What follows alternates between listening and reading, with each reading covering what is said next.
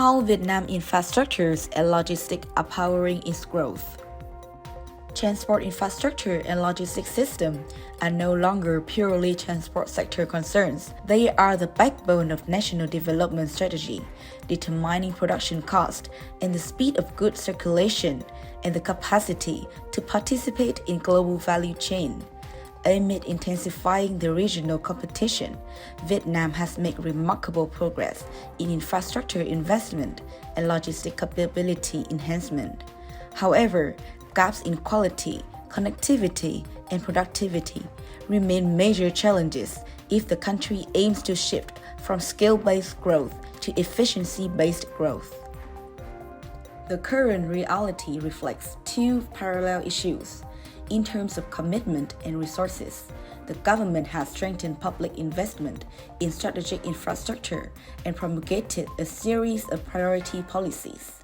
Yet, a gap still exists between political will and implementation capacity. The disbursement process, project approval procedures, and project management remain inconsistent, resulting in delays and inefficiencies. Consequently, several key transport corridors continue to experience congestion, while port capacity and interregional connectivity are not strong enough to meet the growing demands of trade and production. Regarding logistic performance, international indicators show that Vietnam holds a relatively good position compared to other regional economies, but significant weaknesses persist. Logistic costs remain high related to the target of easing the burden on enterprises, custom clearance time, warehousing cost, and intermodal transfer efficiency still fall short of expectations. Upgrading roads, seaports, and railways, as well as developing satellite logistic hubs, is essential, but the core solution lies not merely in building more facilities. What matters is improving intersectoral coordination, promoting multimodal transport solutions, and accelerating the digitalizations of logistic processes to shorten the circulation cycles of goods. A newly emerging factor that increasingly impacts supply chains is the change in regulatory policies and management standards. New regulations, such as safety requirements, mandatory rest periods for drivers, and updated operational rules, while necessary for ensuring safety and professionalizing the industry, can cause short-term disruption and increase cost for logistic enterprises. Therefore, any policy change must be accompanied by a clear adaptation roadmap, transition support mechanisms for enterprises, and close coordination among relevant ministries and agencies to minimize supply chain disruptions.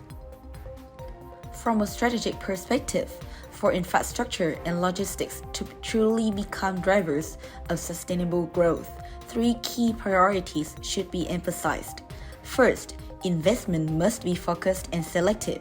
Priority should be given to developing transport corridors, connecting seaports, expressways, and railways, as well as forming satellite logistic zones to shift cargo volume from road to rail and maritime transport, thereby reducing congestion and exportation costs along the main routes.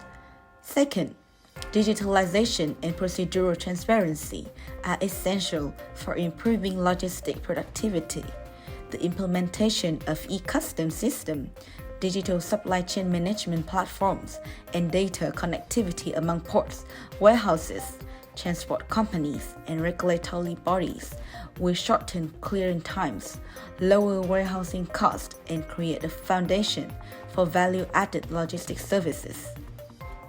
Third, a stable and enabling policy framework must be established to facilitate public-private partnerships, PPP, and support enterprises during the transition period, ranging from PPP investment incentives to logistic workforce training programs, accompanied by measures to mitigate the impact of new standards.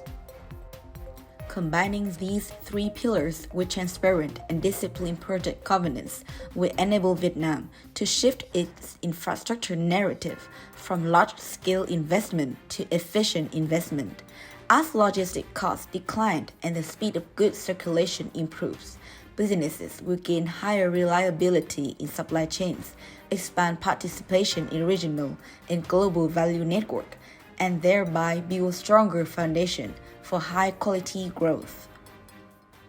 In conclusion, infrastructure and logistics should not be viewed as expenditures, but as strategic investment that determine the national competitiveness.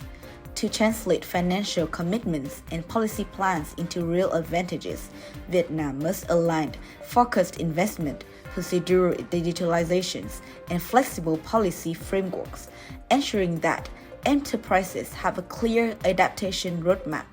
Only then can the logistics sector truly become a leverage for transforming export advantages into sustainable and high-quality growth.